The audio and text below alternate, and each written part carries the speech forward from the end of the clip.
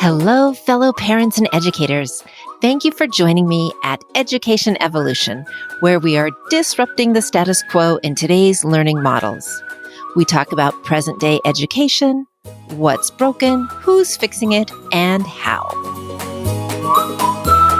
I'm Dr. Maureen O'Shaughnessy, your host and founder of Education Evolution, Microschool Coalition, and co-founder of EdActive. I consult and train with schools and leaders who are fiercely committed to changing the narrative, reimagining the education landscape, and creating learning that serves all children and prepares them to thrive.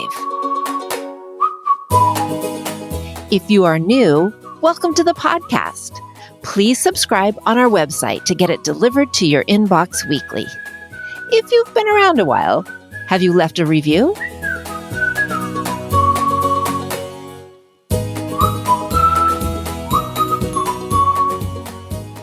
Karen, it is so good to have you on Education Evolution today. Nice to meet you. And listeners, today I'm chatting with Karen Schade of School Lane Charter School, or SLCS, in Bensalem, Pennsylvania. Under Karen's 20 years of leadership at SLCS, she has taken a fledgling K-8 charter and created an inclusive, IB World, inquiry-based K-12 school with more than 1,000 students and an extensive waiting list. Let's hear how Karen has created such a learner-centered school. Karen, I'm curious in your genesis story. We know our schools must evolve to serve all learners. Where did this story of school transformation begin for you? I think for me, the space where looking at schools differently really came from my principal's program and master's program. And I spent about 5 years teaching at a public high school, and then I took some time off to have my children, and then ended up in a variety of spaces for education. I taught in an adult school. I taught it in a private, very small Hebrew day school.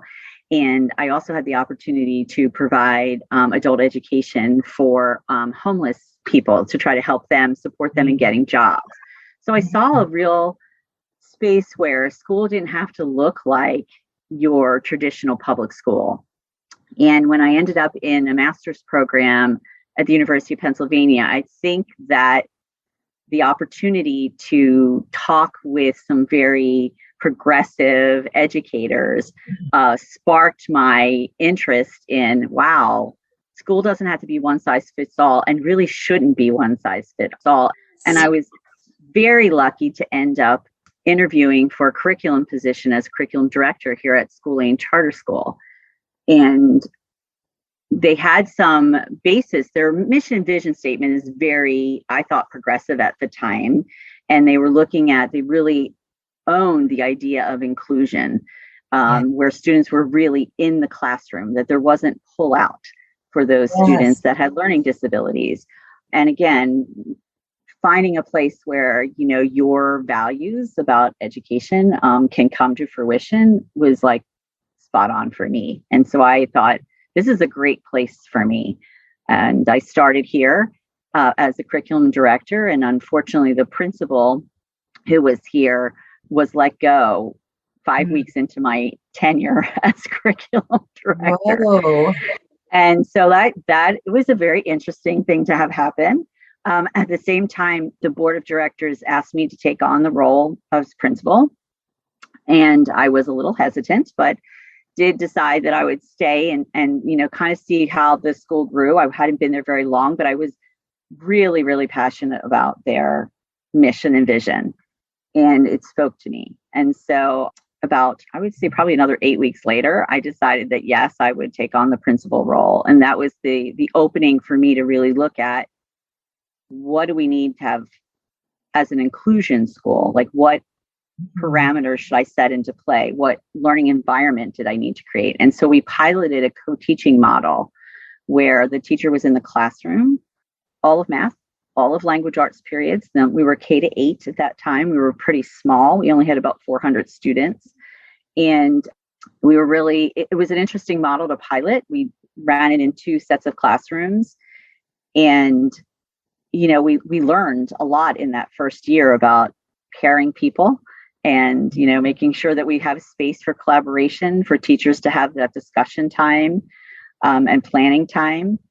And but the student success was really the space where I thought, oh, this is incredible. Like the kids really flourished.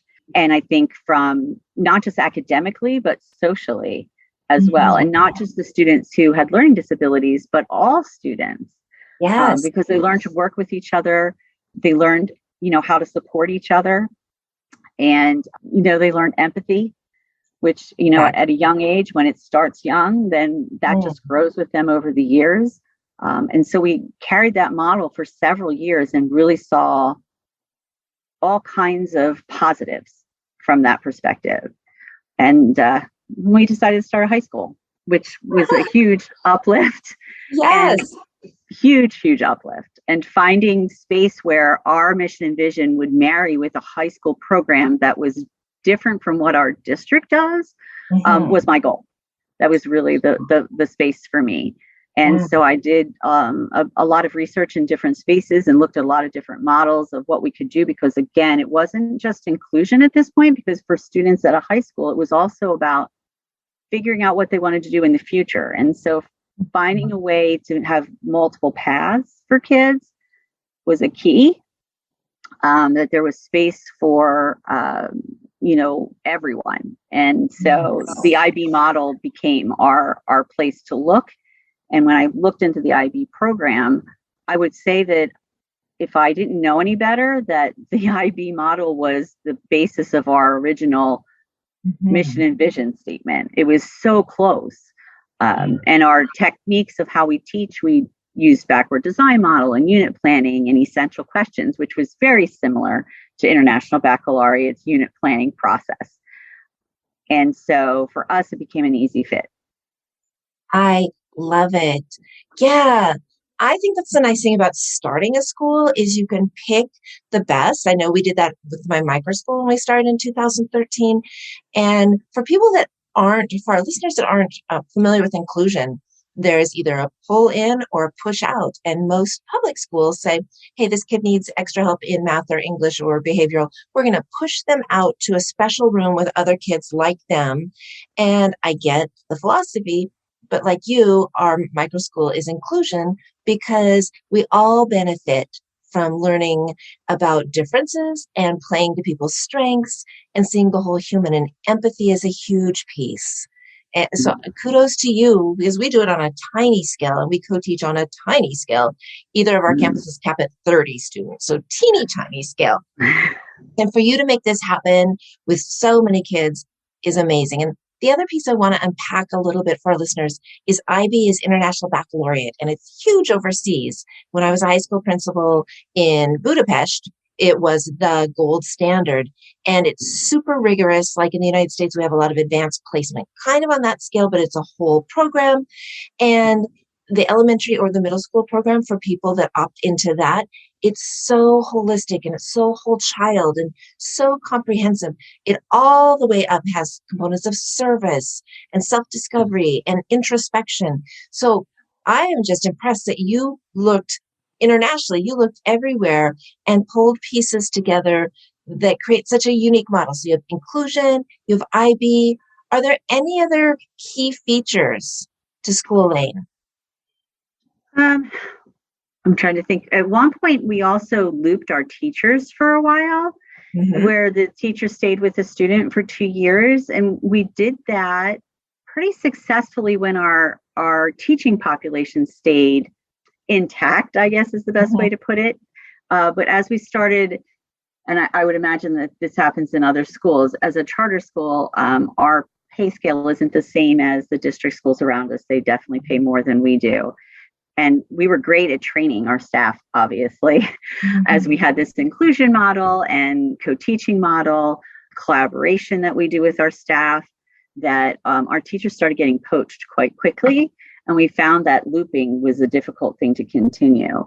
However, there are still some tenets of that I think play a role as we look at how we plan year to year, that our teachers make choices of where kids place for the following year, that they then meet, each grade level meets the grade previous and the grade after in order to have conversations about students and their needs in the classroom, because every student obviously learns differently and they all have little idiosyncrasies that help us, have success right from the beginning of the school year, that the teacher doesn't have to learn who the student is, that there's information that's flowing between the grade levels that I think is really important. We have a really, I think, comprehensive MTSS process where it's a, fully discussion model where teacher input is valued greatly. There's a lot of space for that. But we also are bringing in guidance. We're also bringing in the nurse. We're also bringing in the social worker. Again, where the supports are for these students. How do we make sure that they have success from an educational side, but also from a social side? So I think that that's another level. Yeah. I think too, there's the one other piece I would say that we have that I thought is also important is our grading system is really different. It's all rubric based. It's rubric based elementary school. And for middle and high school, it's IB. We use the IB grading system. We don't do traditional grades at all. And so it's much more of a reflective model for our students, but it's also a reflective model for our families to see more specifically, rather than just giving a grade, that there's always a grade descriptor of what that grade means. And in the IB model, there's the rubrics that provide the mark schemes that provide descriptors for each subject. And so it's specific to each subject. We do that similarly for our elementary school as well. Wow. Love it. And if you can't loop and have that third grade teacher stay with them for fourth grade, that's hard, especially with turnover of teachers, that wisdom is shared with the next grade. And then the third grade teacher is also learning from the second grade so that it's like, hey, here are this kid's strengths and here are ways that it really works well to take that time so that wisdom is passed on so that the kids hit the ground running.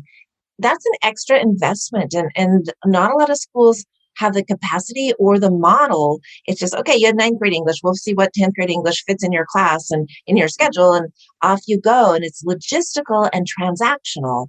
And what you're doing is more on that transformational. We care about the human, and we're going to let that determine where we place and how teachers address.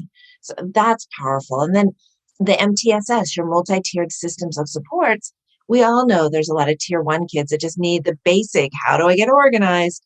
And then the tier 2 kids that need a little more small group and reinforcement. And then some tier 3 kids that maybe need one-on-one or continued interventions. So for you to build that out and get a sense of which level of supports the kids need, and then be able to apply them consistently so that that kid has the right services to be successful. Again, it's a model, it's an idea, but every step of the way, it sounds like you've really embodied and created. You've picked and chosen and created a really unique and successful model. So congratulations. It's a lot easier to be cookie cutter. I also understand, is your school day or school year also more extended than perhaps your public school neighbors? Both a longer school day. We go about an hour additional every school day. And then our school year is 10 days longer as well. So Nice. that provides I think at one point I calculated that out, and, it's a significant amount of time over a 12-year model, for the students to be here. It provides years of extra time for the students. And again, how we utilize that is important, that it's not just throwaway time, that they're not sitting in study hall or recess, that it's time where, academics are part of what we're looking for, especially as the kids get older. Yes. Oh, that's super important. And I think sometimes, I know Washington State charter schools are pretty new still, and there was a lot of pushback that's going to take from the public schools. And I'm a firm believer that there are enough kiddos, especially kiddos with big needs, to go around. And I find the charter schools in Washington are serving an underserved population, and like you, extended days, extended school years, helping kids catch up. And they're not taking the varsity athletes and the honors scholars. They're taking kids that were kind of overlooked anyhow. So it's unfortunate that it feels like there's this scarcity mentality with a lot of people when charter schools traditionally do have extended resources for kids. So good for you for going that extra mile, even though you have less financial resources than your neighboring public schools. That's impressive. Thank you. What do you think have been some of the biggest struggles or roadblocks to creating a model that has blended in a way that may not look familiar to parents or to the community? Um, for us, I think one of our struggles is getting the community to understand what we actually do for educationally. We don't look traditional. And so when kids come home and say, this is what I did today, or this is how I learned today, it sounds odd to families, or the families feel like they can't help their students do the work. As we're an inquiry-based school, so we don't do a lot of note taking and direct instructions with our students. And a lot of parents are like, well, I just want to help my students study. Where's the notes? Can I help them? And because we base a lot of our curriculum on student interests, we start from a phenomenon and then kind of roll into what drives students' questions. And then those questions, the students are taught over the years to try to find their own answers. And then we teach on the backside some of the things that the state requires us to fill in as content to make sure that students meet all the state standards. But ultimately, it's very student driven, and it doesn't follow the same pattern year to year. So what if you have a family and first student through gets concentration in one area and student 2 comes through and gets a little concentration in something different? That can throw off a family, saying, what happened? Why is this so different? Our grading system being so different is also difficult for parents to understand. It's not an average system, it's a trajectory over time. We're looking at students to grow their skills over time. So again, that sometimes is a difficult piece for families to understand. We do have parents, our local district does use the AP system, that everyone goes to get that AP test. So having families stay with us through 12th grade because they don't understand what the value of IB is in this area. It's also not very well known. And we talk about it, but it doesn't make sense to them. They just know what other people have gotten if they go to the traditional high school, that, student A got this grade on this AP exam and was able to audit that class in college. And we, can tell them it's the same here. We're a young high school, so we don't have a lot of information from our graduates. We've only had 3 graduating classes so far.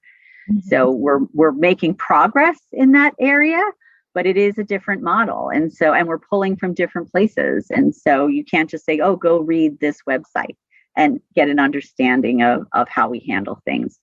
We do try to look at each student as an individual and see what their needs are. And sometimes we're pulling other things in that aren't what is prescribed on our website even.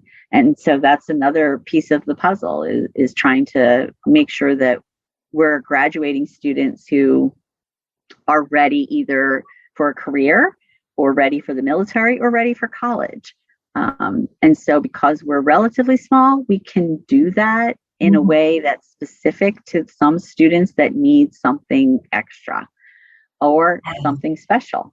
And so that works well for the parent who has that need, but sometimes others see that as a negative because they feel their child is missing something. Yep. So it's a balance. It's a definite balance. Hard. Yeah. And any innovative school leaders that I speak with, or school leaders of innovative programs, say the same thing. And I experience it too. Parents think they know what education is from what they had in school. They want the best, the best, the best. And we default to what we're familiar with.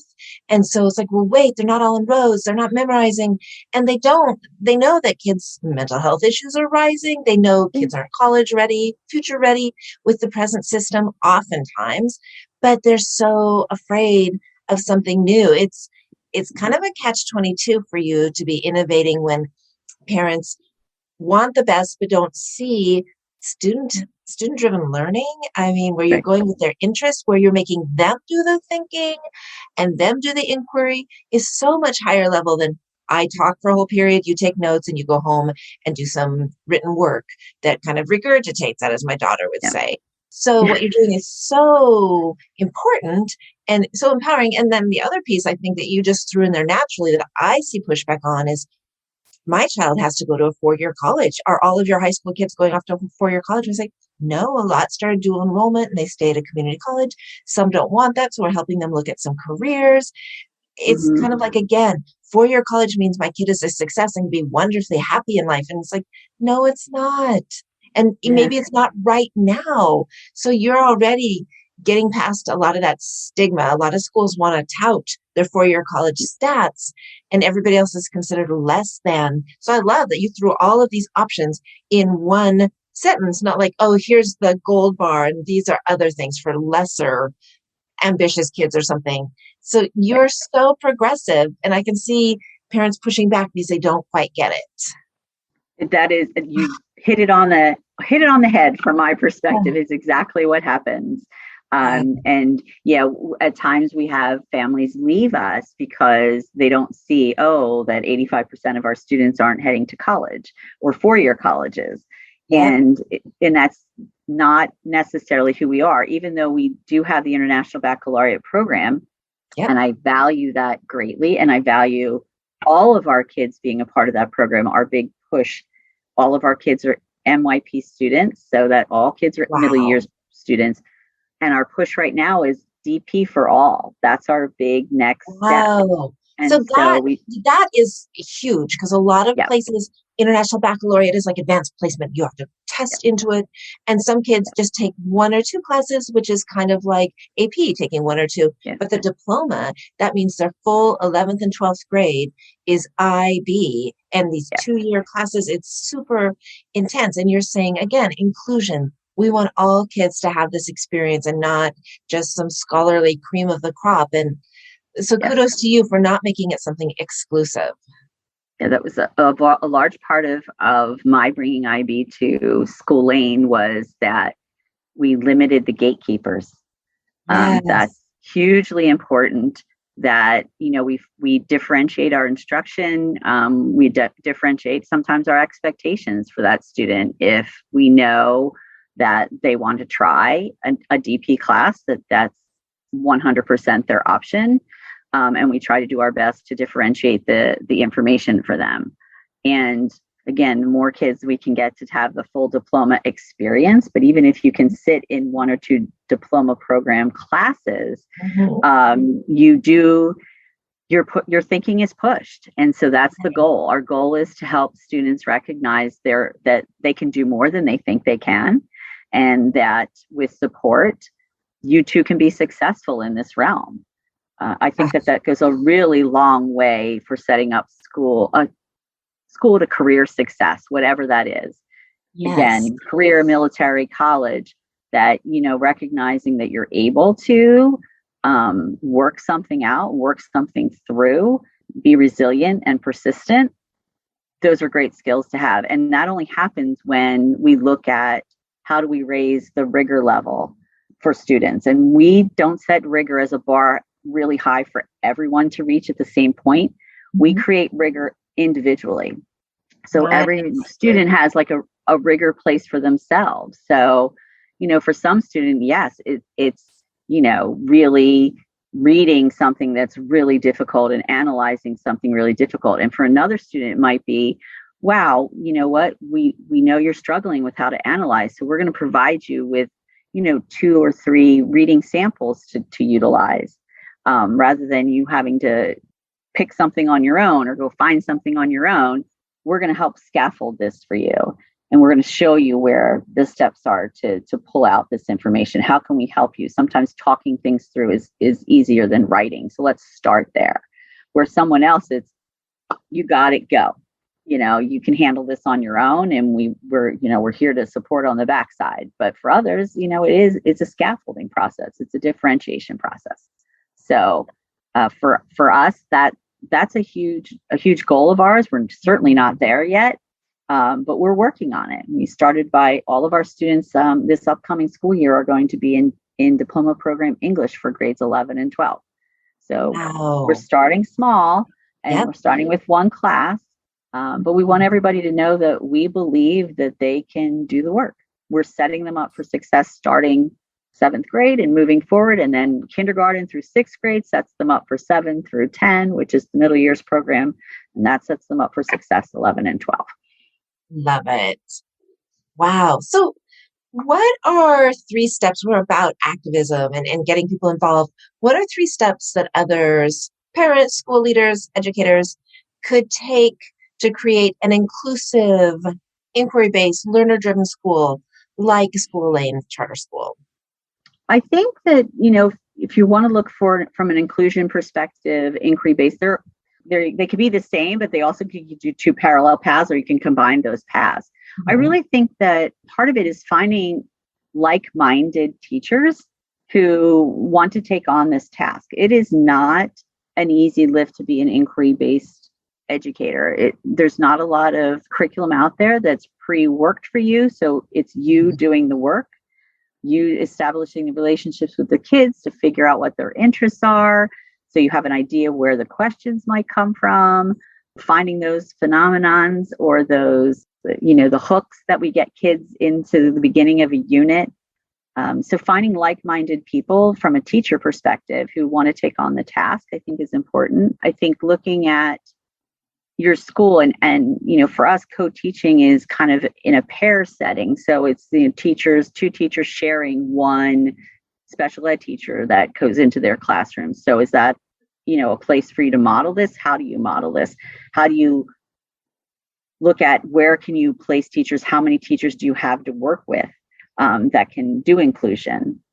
Where it's a push and model, where you're dedicating a teacher to that classroom every day. It's really hard to do co-teaching when you're not dedicated to the class every day, because then you're not co-teaching.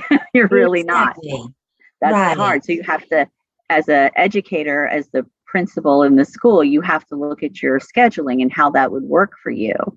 And then I think it's educating yourself and educating your staff on, what are best practices in both of these places. Going and seeing schools that are doing this kind of work is another nice step to take to see, examples always are great to help us spark our own thought processes on how it would look in your building. So those are some of the steps that I take. And then again, research, going out and seeing what's out there from a research perspective, because you are going to have to defend what you're doing because it does look different. Yes. Love it. And these are doable steps for all of us. So thank you.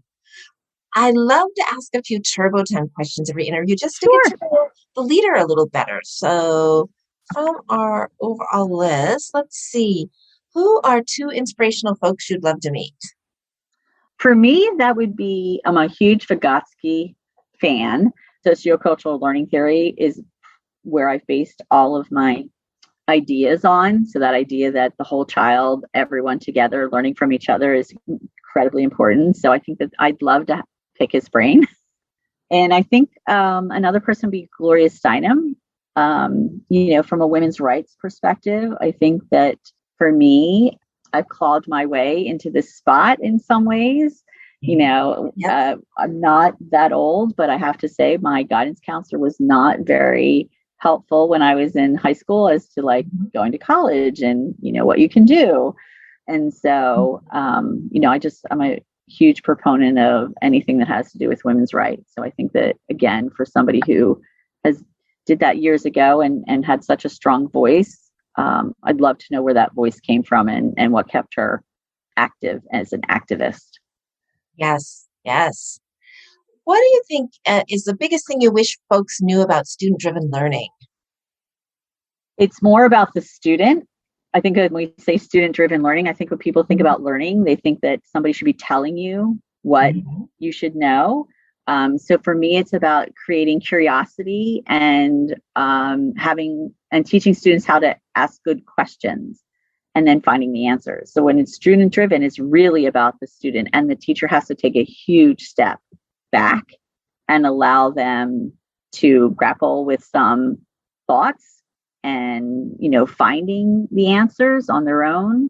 I think we really have to spend more time thinking about how do we set our students up to be successful as adults. And no one tells you what to do when you're an adult. Yes. You have to figure it out, whether you're at Mhm. work, whether you're at home, whether you're a family, whether you're a parent. You have to figure it out. And if we keep telling everybody what to do and how to do it, we're not setting students up to be successful or doing it for them, even because we do that Exactly. too. So, Mhm. student driven learning is about the student. Let them be curious, let them ask, let them figure it out. Yeah. And maybe it takes multiple tries. It's okay not to get it on Exactly. the first try. Yes. How Exactly. about a pet peeve of yours? Pet peeve of mine.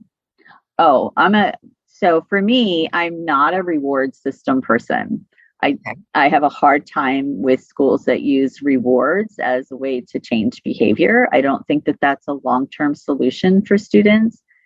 And I think that it sets them up to look for more rewards, bigger ones. And so we really have to teach intrinsic value and why we do things that make us feel good, Mhm. in order to really set kids up to be more successful. So yeah, I'm a no go on reward systems for kids. I love that. Yeah. Ultimately, the A, even if the parent is paying for every A, is extrinsic. But when you Yeah, let students have learner driven, have a voice, have a, hey, I'm right, curious about this. Can I take it further? Then you're getting to that intrinsic in a really powerful way. right. Love You're it. building the feeling of like, wow, I accomplished this because I wanted to know and I drove myself to do this. And so that just can only, from my perspective, builds the opportunity to do that more, as opposed to somebody from the outside saying, here's what you get when you do X. Yes. Then I have Yes. to rely on somebody else. Exactly. Right. I like to close with a magic wand moment. So, Karen, if I hand you a magic wand, I know you really believe that one size doesn't fit all for students. So, what would you wish in every, say, middle high school? What would you wish the model to include if I handed you a magic wand? What would you make sure happen?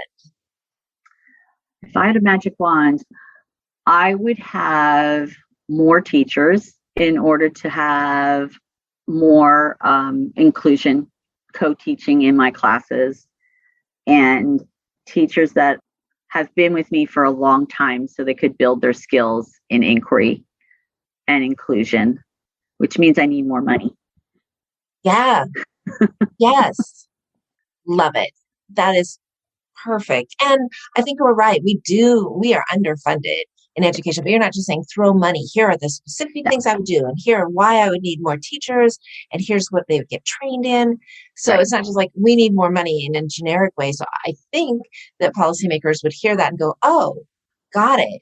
Yeah. Karen, thank you. What you do is hard because it's not by the books like so many systems. You're not managing a system and transactions. You really are that transformational leader. So thank you for the amazing work that you are doing. Thank you for having me. I love talking about the work we do here. I think it's really special.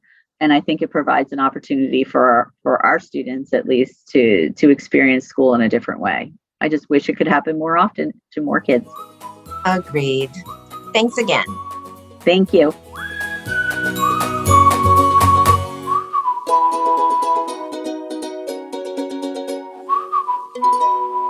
Karen's School Lane Charter School sounds amazing.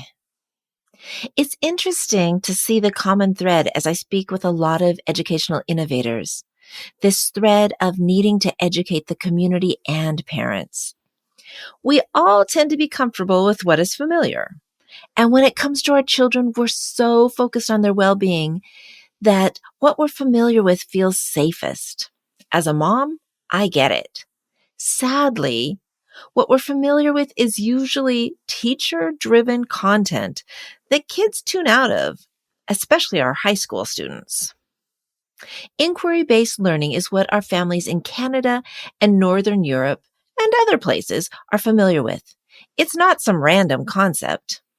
The Canadian teachers I worked with overseas called it constructivism, with students constructing their knowledge based on exploring their particular questions around a topic. The result of inquiry-based learning is students who do the thinking.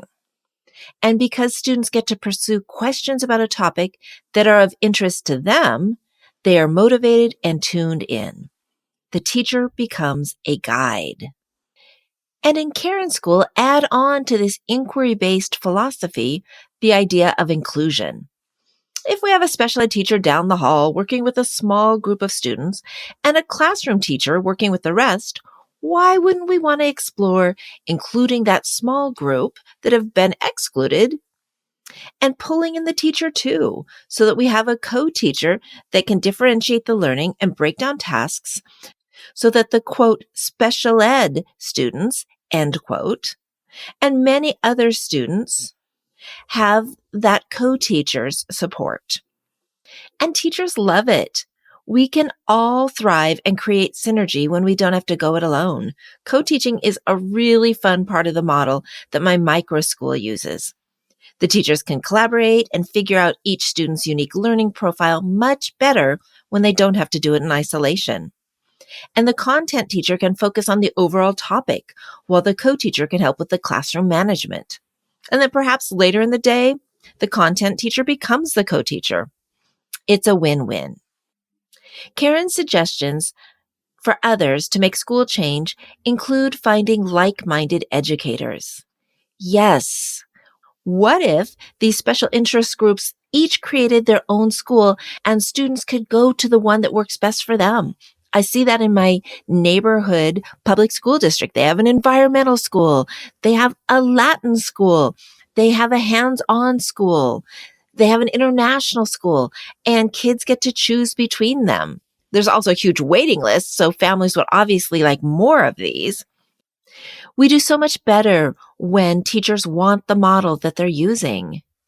So in both her school and mine, that means finding teachers that are willing to do the extra work of building relationships and finding student interests as they do the inquiry-based and project-based learning.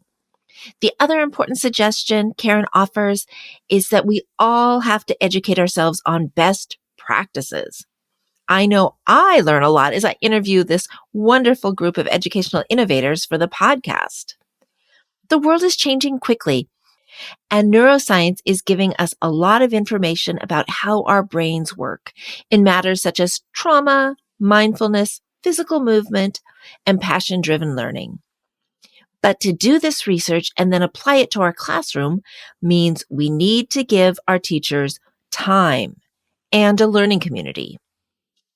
A few years ago, professional learning communities, PLCs, were a popular feature in schools.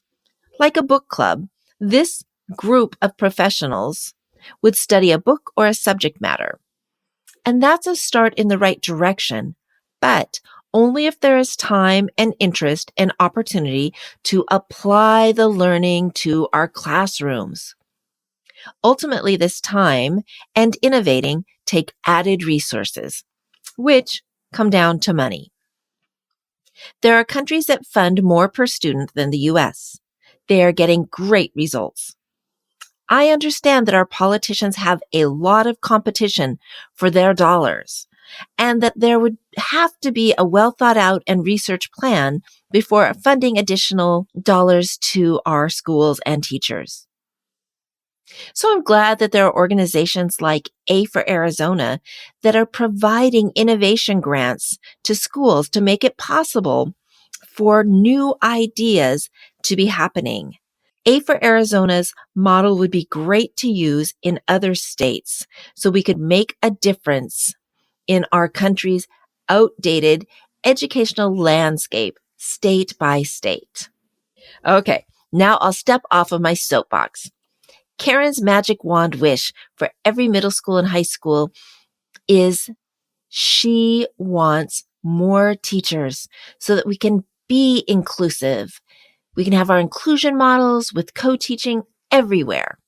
And she wants these teachers to be well compensated so that they will be long-term and they can build on their skills and keep applying them within the same model.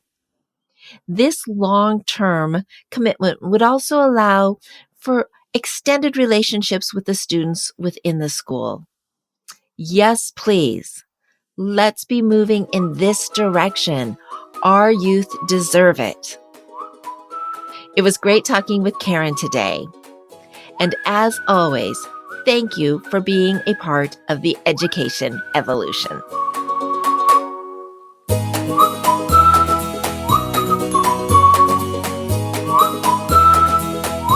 If you're finding yourself thinking, I need to do this in my school, let's talk about it.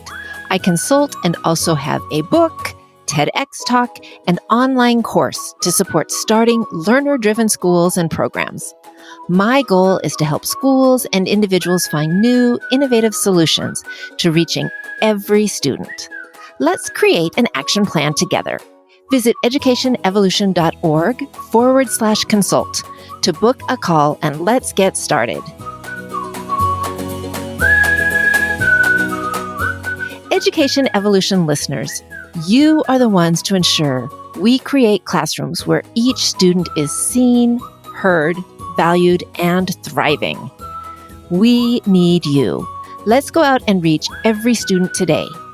I'd be so grateful if you'd head over to your podcast app to give a great rating and review if you found this episode valuable. Don't wait. Please do it right now before you forget. I really appreciate it.